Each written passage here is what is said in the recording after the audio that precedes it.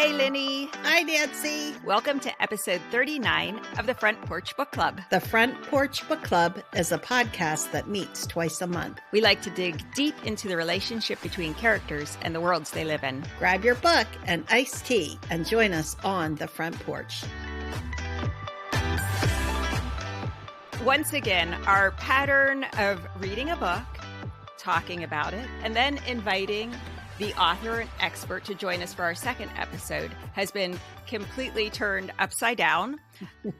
September was supposed to be The Invisible Life of Addie LaRue, and we were going to talk about the book for our first episode, which we did.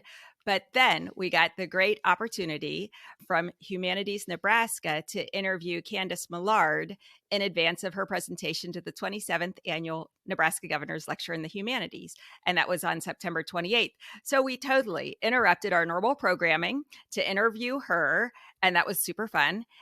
Now, in this episode, we're going to discuss her book, River of Doubt. And that is the first of her 4 New York Times bestselling books. And then in our second episode here in October, we're going back to Addie LaRue, and we're welcoming behavioral consultant Jess Hess to join us on the front porch. So we're River of Doubt today.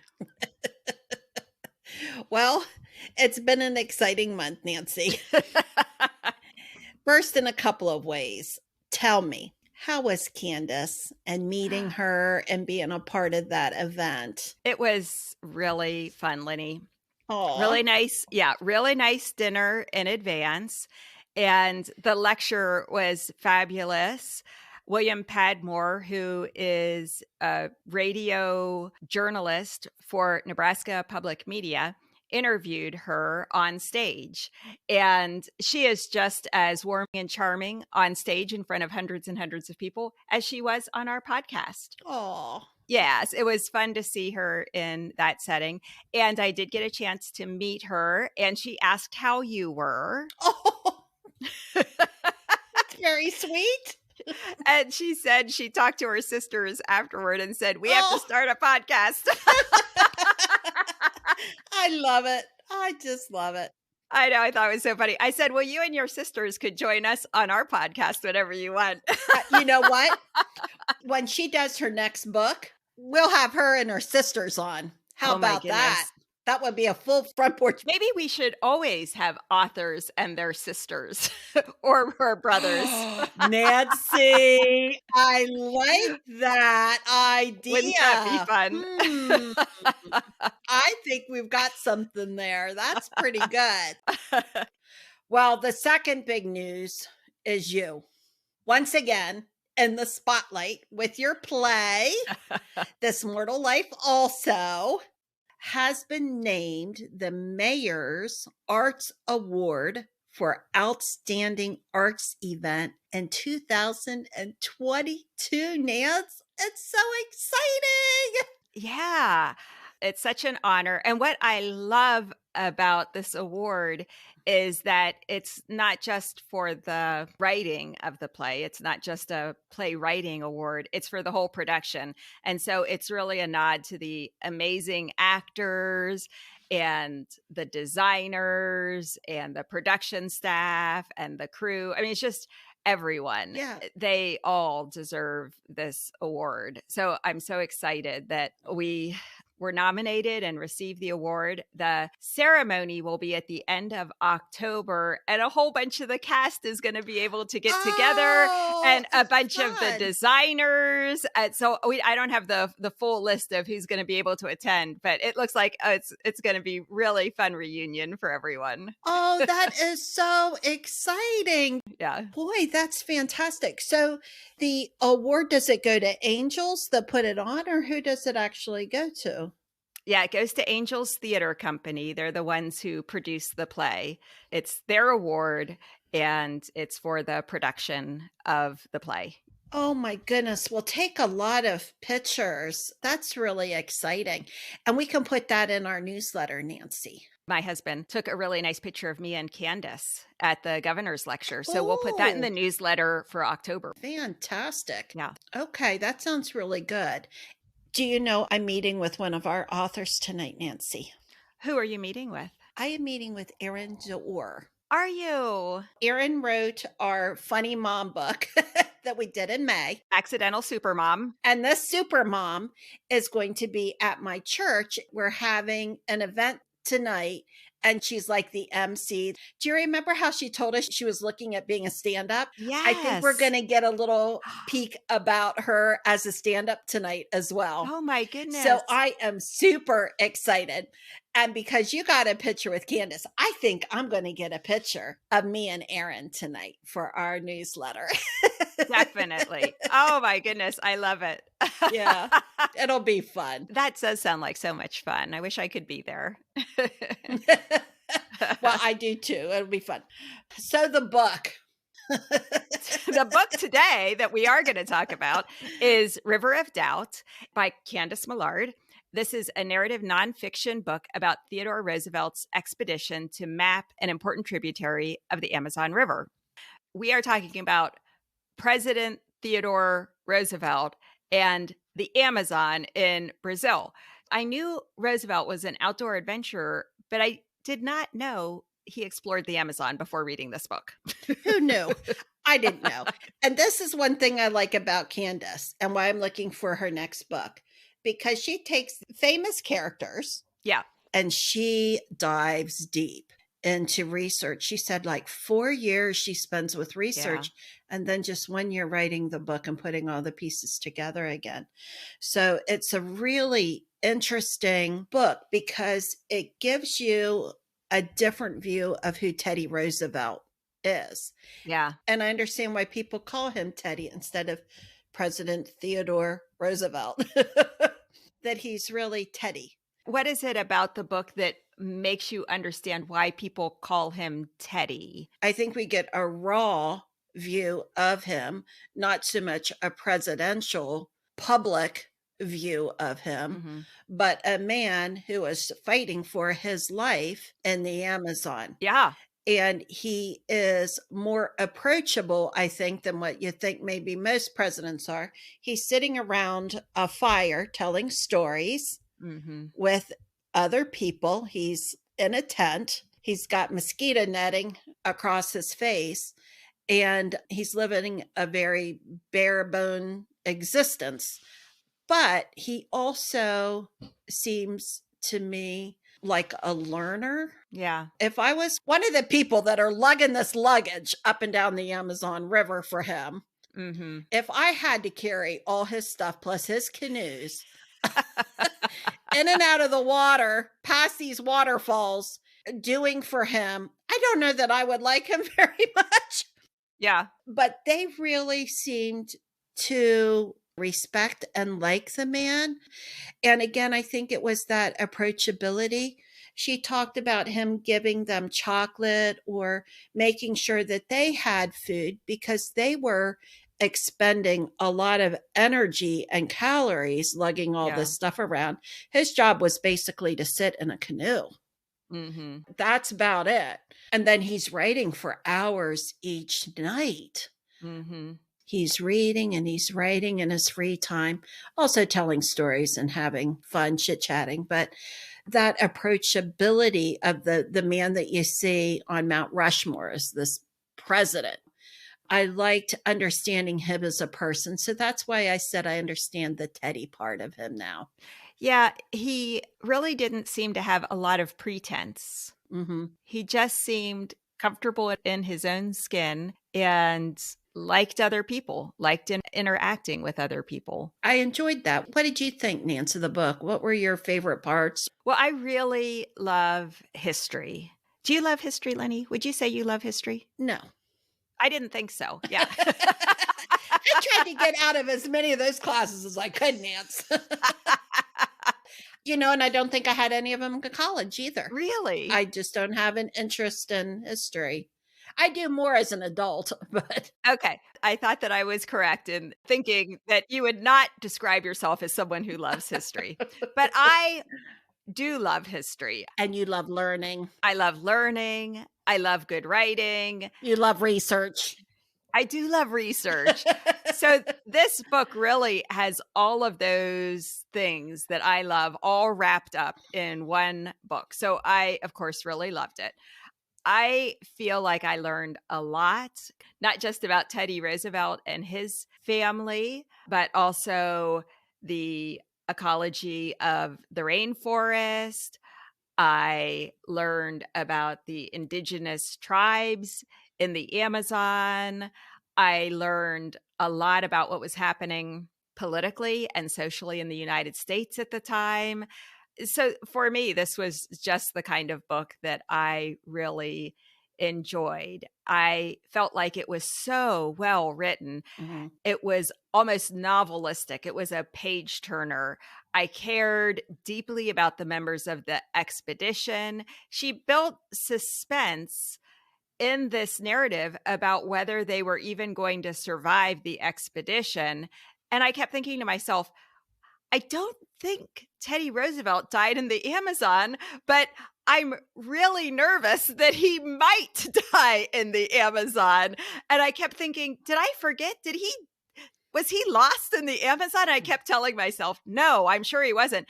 I intentionally did not Google it because I just thought that she did such an amazing job building this kind of suspense in me that I was just going to ride it for all it was worth. I kind of did the same thing. It was only after I read the book did I go online and look at pictures of the expedition and see what the different people looked like. And then that gave me a different, like, okay, so these were how they really looked. And this is how they really did pull these dugout canoes out and slide them, Oh my goodness.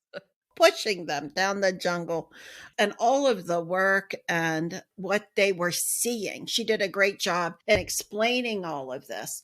You know, you said you love history and learning and writing and research and all of that stuff. I'm glad she did all of that for me. And I could just sit down and not spend 4 years doing it, sit down and read a book and enjoy myself. And it was suspenseful because I'm like, he doesn't actually commit suicide down there, does he? Or does Kermit help him? Exactly. What is going to happen with these people in this jungle? We're sick, we're hungry. We have no idea where they are. Yeah. If this river is even going to come out anywhere, it's very suspenseful reading it. We both loved the book, maybe for different reasons. Yes. But we both loved the book. Here's the other thing that I thought was hilarious and so relatable. So in the beginning, Roosevelt just wants to visit his son in South America. And when he gets invited to do a tour of speeches in South America, he thinks, yeah, I'll get to visit Kermit. And my wife will go along and we'll have a nice little family time. And our cousin, our young, our young can take cousin. her too. Yes. Yeah, we'll take her too. We'll have a good time. And as long as I'm down there, I am going to contact the American Museum of Natural History and see if they want me to just pick up some specimens along the way. Okay, the American Museum of Natural History says that would be fabulous. We love what you did for us when you were in Africa. Any little things you can pick up along the way, we would love. And then his friend, Father Zam, a priest, says, you know what? I was in Brazil several decades ago and I loved it. And I would love to go back. How's about you and me just put together a little expedition? Your wife and cousin can return to the United States. We'll just spend a little more time and do a little more in-depth expedition. And Roosevelt thinks, well, all right, if Father Zam suggests this, and apparently Father Zam has experience, why not? Well, come to find out, Father Zam's experience was really just as a tourist. He had no expedition experience whatsoever. And Roosevelt says to Father Zam, you go ahead and pull the expedition together. And Father Zam, stars in his eyes, being able to take care of this bucket list thing and do something fun with a longtime friend and famous person, goes to New York and goes to a store, just a store somewhere in New York, to outfit the expedition. One of the clerks who waits on him says, that sounds really great. I'd love to go along too. Father Zam says, you're in charge of provisioning us then, because by then he'd kind of He wasn't a detail guy, Father No, Zom. no, he wasn't a heavy lifter either. No, he wasn't. I'm sure he'd have like somebody else to figure out what needed to come along on the expedition. Exactly. And honestly, it just goes downhill from there. The whole thing spirals out of control in terms of where they're going, what their provisioning is, who is on the expedition. They are buying boats from Canada. Suddenly, there are hundreds of people who are involved. Caravans of stuff. Caravans. Tons and tons of provisions. Now, yeah, libraries. Libraries. You're bringing your library, and we're going to put that on a canoe. What? Down the, do you know that there might be waterfalls and rapids? Nobody has any idea. What are they going to eat? Nobody knows. But we'll have our books. I just thought that was so relatable. I mean, in life, you kind of think, oh, I'm just going to go do this thing. And then things spiral out of control. And suddenly you're in the middle of something. You're like, how in the world did I get myself in the middle of all of this? And what is happening? And I just thought, poor Roosevelt. He must have had that sinking feeling times 5,000. Okay. But he's a bit of an adventurer. I'm thinking that the smartest in all of this are women that said, you go explore whatever you want in the Amazon. We're going to go to Panama. But one of them didn't survive that either. No, she died. Yeah. And that was just going to Panama. Yeah. But still, I think the women there were thinking, I don't know what these guys think that they're doing. That doesn't sound like a vacation to me. It doesn't sound like a very good idea. And in fact, the American Museum of Natural History, they're like, you're doing what? With who? Yeah. We are no longer endorsing this. We do not want to be responsible for the former president of the United States disappearing into the Amazon and never being heard from again.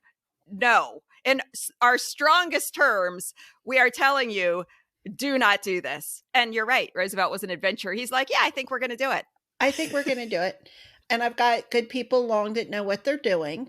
There's also a window there that he says, if I die doing it, then so be it. Yeah, that's true. So he knew kind of the danger that was out there. I mean, there are people that went into the jungle and didn't come back. They knew that. Right. They knew that people had starved out there and that were killed out there by other people. And there were lots of dangers and bugs and snakes and all sorts of things waterfalls. That could be helpful. Yeah, waterfalls. Lots of things that could happen.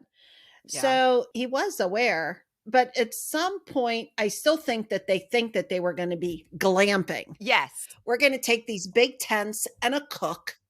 And I'm going to have my library and I'm going to read at night and write at night. And it's going to be a great adventure. And they took a personal doctor. So, he'd have it covered. Yeah, it's fine. Have the doctor, he's got his medicine. Yeah. Mm-hmm. We'll hunt along the way and eat what we kill. No, they barely were able to catch fish. That was a big day, the day they got. Wasn't that Kermit that got that? I'm like, Kermit was a lifesaver as far as I'm concerned. He was a good man to have along. He was. I think the expedition would have fallen apart without him. And I have been wanting to ask you, when we interviewed Candace, you mentioned that Kermit Roosevelt, Theodore's son, who joined him on the expedition, was your favorite member. So what was it about how Candace portrayed Kermit that made him your favorite? Okay, well, there's a couple things I liked about Kermit. You get the feeling like he rolled up his sleeves, he worked along with people, and he didn't look down on the people that lived there. Yeah, definitely. He was willing to work right alongside of them. He was young, he was strong. He had experience already in the country. And there are times that he did maybe act carelessly, but they were all acting carelessly. So true. He was trying to save the day. That meant some heroism and some risk taking. They were all taking risks.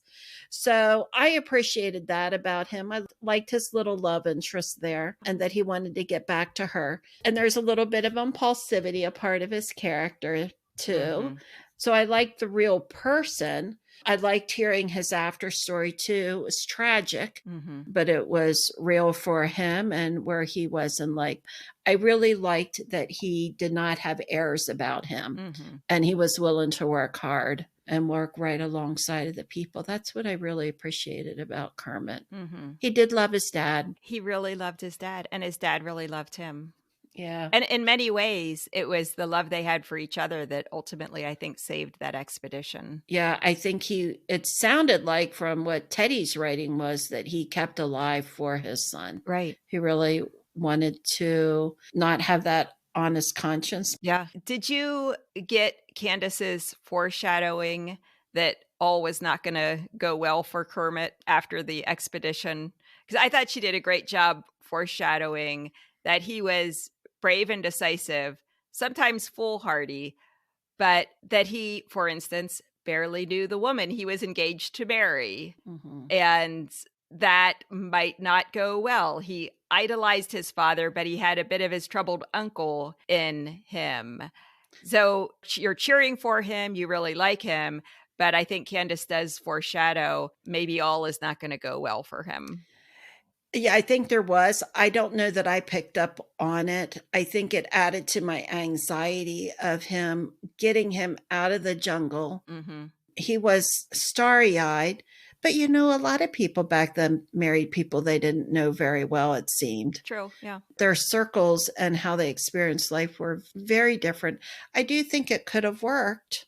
I think Kermit did have some predisposition of mental health issues that he was dealing with and alcohol abuse and impulsivity. Yeah. I also look at the way his father raised him.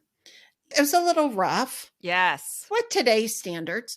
But if I had to raise a boy to survive Montana on a horse, maybe I'd raise him a little differently too. That's not how I raised my son. Yeah. That adventurous lifestyle, sort of the roughness and what was needed wasn't needed with him in New York or England with his training and who he was.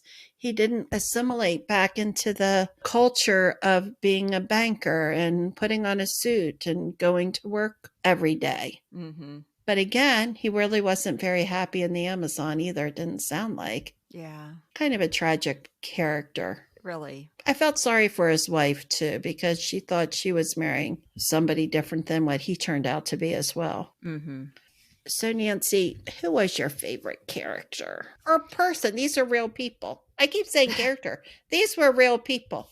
Who did you like? Who did you like best in the book? I think it was Roosevelt. I liked how when he got down, he pulled himself up by his own bootstraps, almost literally, and figured he's just going to sweat it out of him.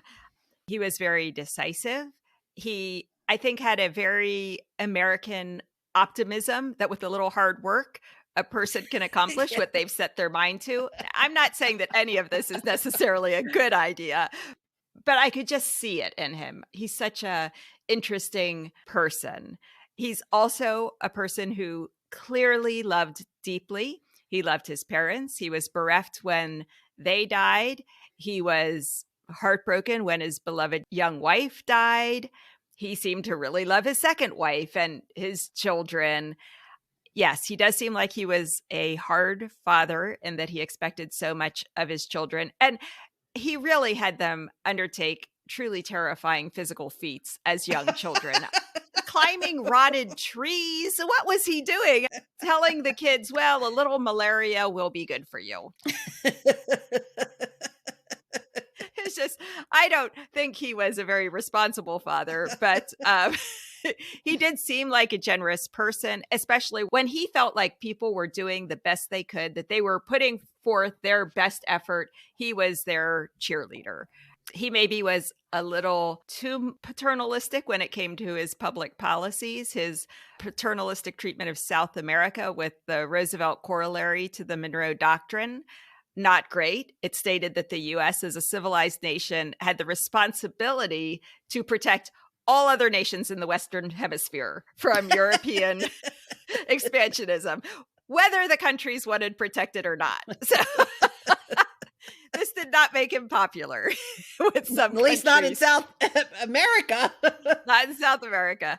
He was so interesting. I felt like I learned so much about him. I loved how Candace gives us his admirable qualities as well as some of his flaws and blind spots. And so I just really enjoyed peeling that onion of who he was and then how that impacted how he behaved on this expedition. Yeah, and as down to earth as I say he was, there is sort of a spirit of pride there. And not only in that doctrine, but also, maybe I can run for president again because, people really like me.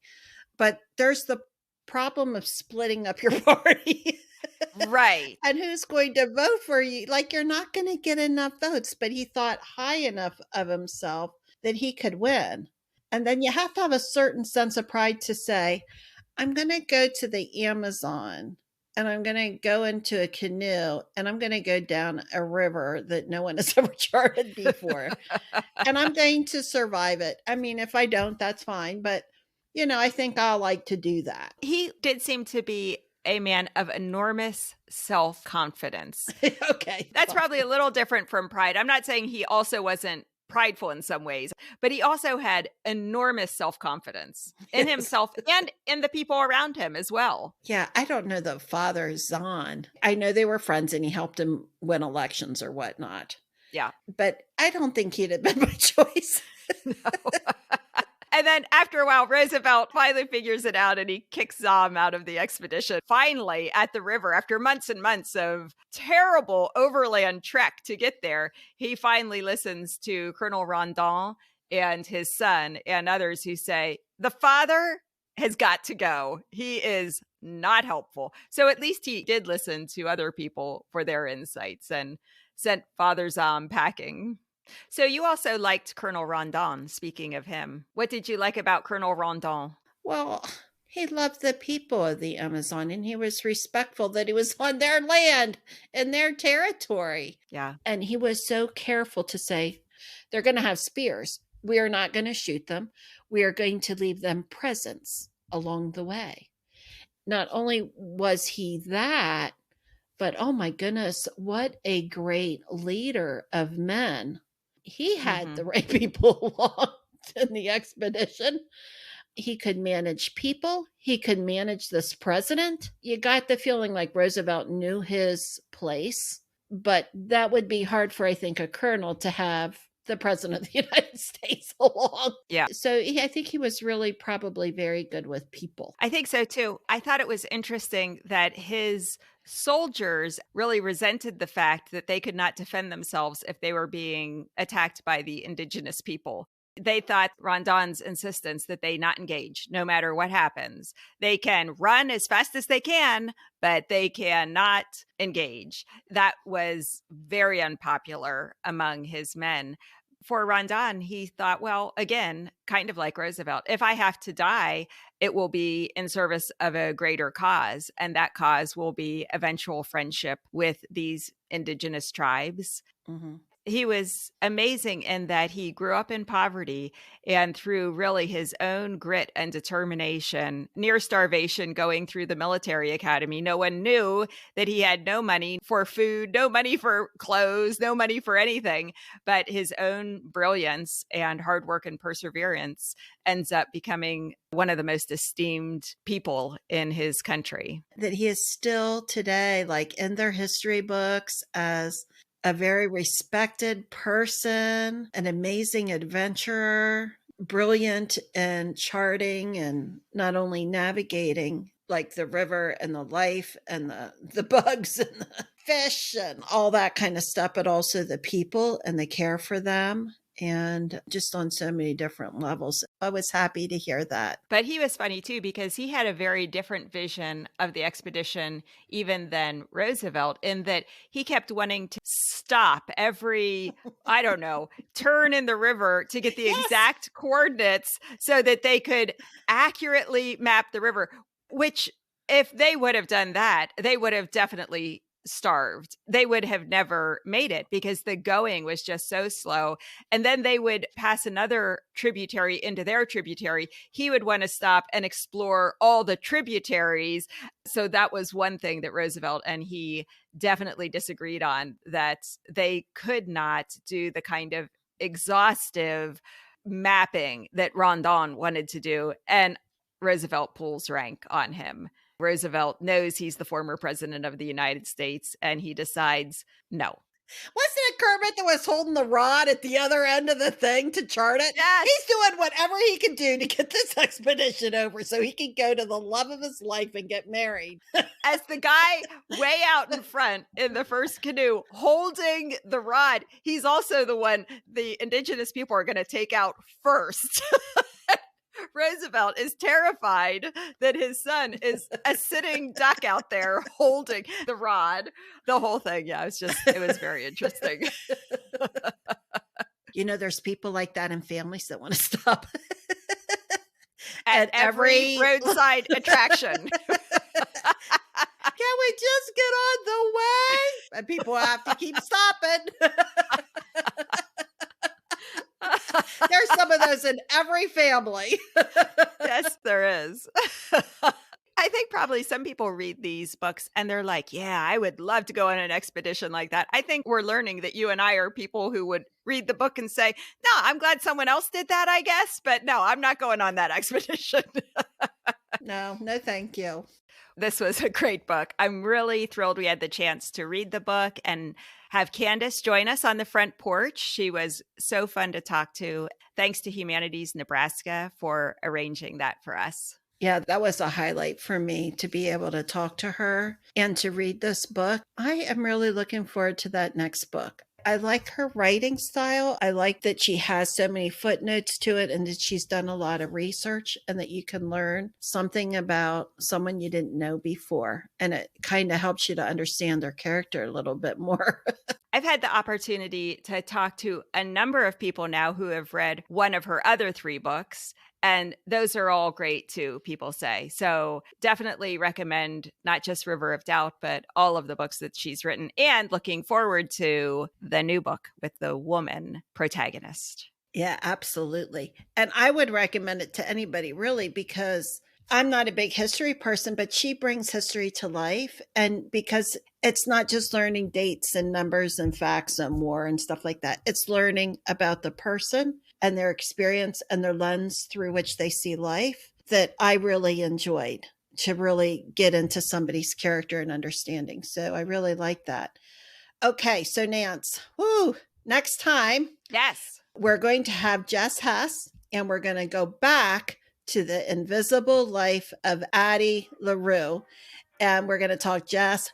She says this is one of her most favorite books. Mm-hmm. And she's the one who recommended that we read Addie LaRue. So we're going to have her on next. And I look forward to that. Oh, that's going to be super. So before we wrap up, I want to put in a plug for the Front Porch Book Club newsletter. We talked about it a little at the top of the show, but every month we send information out about the podcast. We have fun links to what we're loving each month. It could be movies or recipes or vacation destinations or Linny's recent addiction to pickleball. Yes, it could be. Nance, I don't have any pictures of me playing pickleball, and I don't know that I want that in the newsletter. It's a sight to be seen. That's all I can say. So anyway, back to the newsletter. Okay. It's free, and you can sign up for it at thefrontporchbookclub.com. This month, we had free tickets to attend Candace's presentation at the Nebraska Governor's Lecture for the Humanities. And several months ago, we had a link to a free book from our guest, Anna Lynn Thomas, and that was to the book that we reviewed. We'll laugh about this someday. So it's a fun newsletter. we think. With sometimes some fun links to things that listeners might be interested in. Well, Nance, our episodes come out twice a month, the first and third Wednesdays of each month. I will see you the next time when we finish up with Addie LaRue. Sounds great. See you then. Okay, bye-bye. Bye-bye.